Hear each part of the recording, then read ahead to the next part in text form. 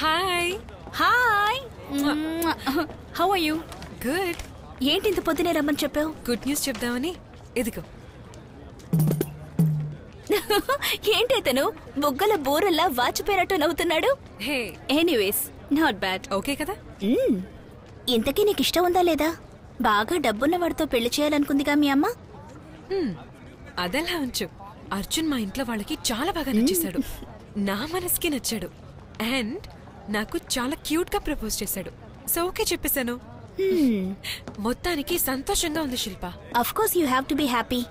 దివ్య, జీవితంలో పెళ్ళనేది ఎవరికైనా ఎన్నిసార్లు జరుగుతుంది? సారీ, కొంతమందికి 2 సార్లు కూడా జరగచ్చు. తెలియక అడిగాను. హే, నువ్వెందుకు సారీ చెప్తావు? నిజమే చెప్పావు కదా. హే, నీ ఫస్ట్ హస్బెండ్ గురించి నువ్వేం చెప్పలేదే.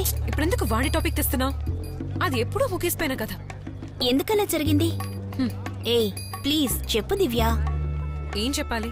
అతనెలా ఉంటాడు? అర్జున్ లా సాఫ్ట్ గానా? సాఫ్టా? 1 నంబర్ కేడి. 10 ఏళ్ల వయసులో వాడు ఏం పనిచేశాడా? హే, ఈ క్యారెక్టర్ బాగా ఇంట్రెస్టింగ్ గా ఉంది.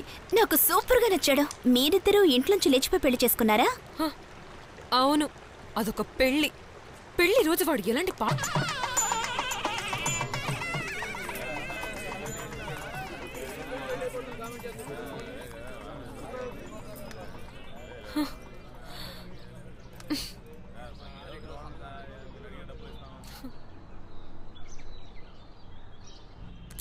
Arvind,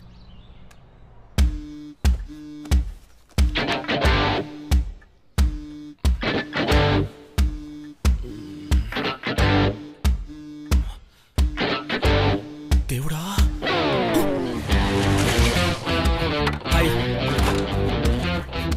watts wrong with you Aravind? నా గురించి ఏమనుకుంటా? ఎందుకు లేట్ అయింది? ఏం లేదు, వచ్చేదాలో బైక్ పంచరు. ఏం చేయను? ఓరే దుర్మార్గుడా, తాగొచ్చావా? వెదవా, ఈ రోజు మనకి పెళ్లిరా? ఏం లేదు, నిన్న మా ఫ్రెండ్స్ తో బ్యాచిలర్ పార్టీ కదా, చెత్త సరుకు తెచ్చినట్టున్నాడు. ఒక రకంగా నా వల్లే మీకు పెళ్లి అవుతుందంటే చాలా సంతోషంగా ఉంది. నువ్వే వాటిని తాగించావా? మరి బొంగు లేకుండా జెండా రెపరెపలాడుతుందా? పోరా. నువ్వు ఆడించిన చాలు, లోపలికి రారా. You pool. ఆఫీసర్ అరుస్తాడు. త్వరగా రండి. త్వరగా వెళ్ళు. ఈ నైటే నీకు ఫస్ట్ నైట్. నేను ఒక్కనే వర్జిన్. ఎక్కువ ఫీల్ అవుకు. చూసుకో, ఆయన కాళ్ళ మీద పడతావా ఏంటి? ఏంటయ్యా ఇది? నీ పెళ్లికి నువ్వే లేటుగా వస్తాయా? సారీ సార్, వచ్చేదాలో చిన్న ప్రాబ్లం, దాన్ని సాల్వ్ చేసి వచ్చేసరికి ఇంత లేట్ అయింది. నీ పెళ్లి కట్టుబడేంత ప్రాబ్లం ఏమొచ్చింది? సార్ సారీ సార్, అదే రవితేజ ఆటోగ్రాఫ్ లాంటిది, చెప్పాలంటే చాలా టైం పట్టింది. రాహుకాలం పోవడానికి ఇంకో 5 నిమిషాలు టైం ఉంది. ఈ లోపల నీ ప్రాబ్లం ఏమిటో చెప్తే విందాం.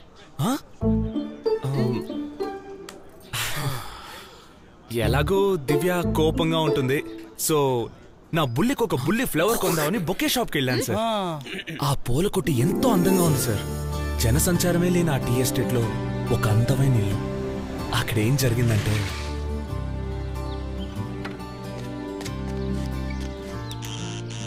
సార్ మేడం, ఏంటి ఎవ్వరు లేరు? సార్, హలో, ఎవరైనా ఉన్నారా?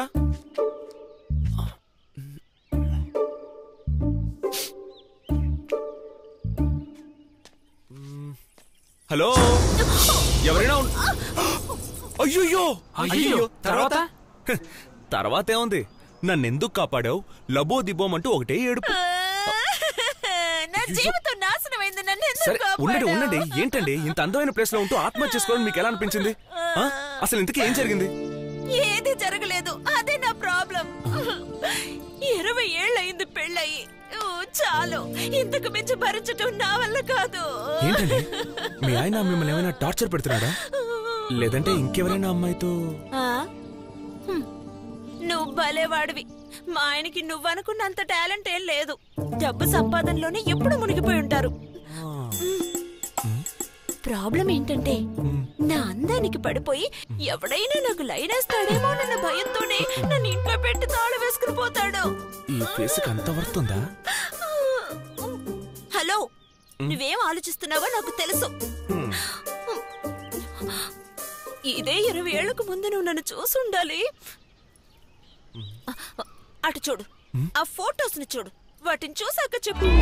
నీకే ఇప్పుడు మనసు జివ్వన్ లాగుంటుంది. జివ్వనా? జిలేబీ ముక్కలా ఉన్నావే. ఆహా. సరే,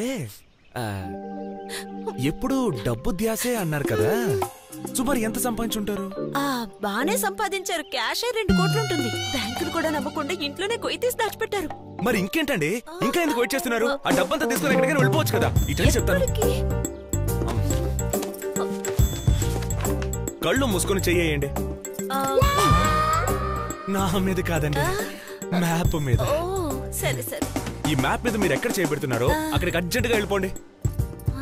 చావడానికి బదులు ఖర్చు పెట్టడం ఎంతో మేలు. వెళ్ళిపోండి, లైఫ్ ని ఎంజాయ్ చేయండి.